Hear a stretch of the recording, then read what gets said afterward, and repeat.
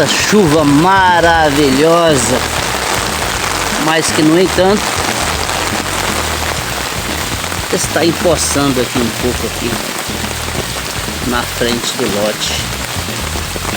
Já estou dentro d'água. Acho que dá até para nadar aqui, viu? Então aqui tem um fio de terra aqui embaixo aqui, que é o padrão de luz. Mas eu vou promover aqui uma saída dessa água aqui agora. Agora não. Acabar essa chuva, né? Seca um pouco. Como vocês viram nas imagens anteriores, aqui quando chove alaga um pouco aqui, fica um pouco de água empossada. Então vou fazer uma pequena abertura aqui nessa base tijolinho da grade, com esse tubinho de 11 centímetros aqui que eu vou cortar. Vou colocar ali e depois fazer uma pinturinha nessa base aqui.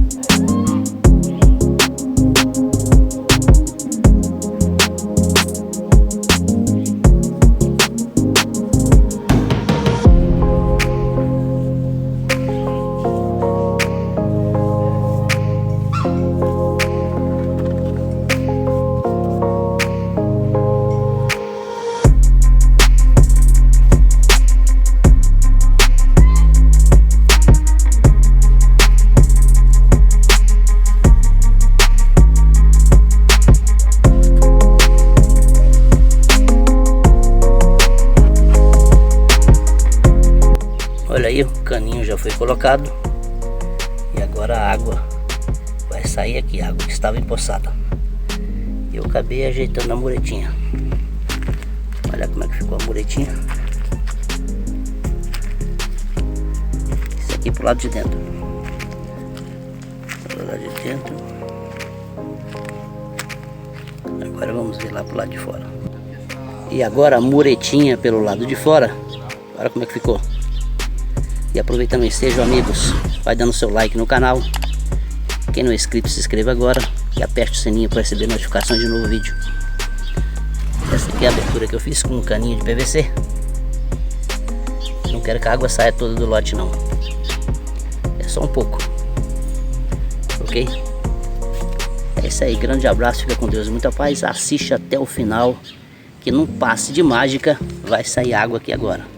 Por enquanto estão uns pinguinhos agora. Mas veja nas imagens aí a água saindo aqui. Abraço, até!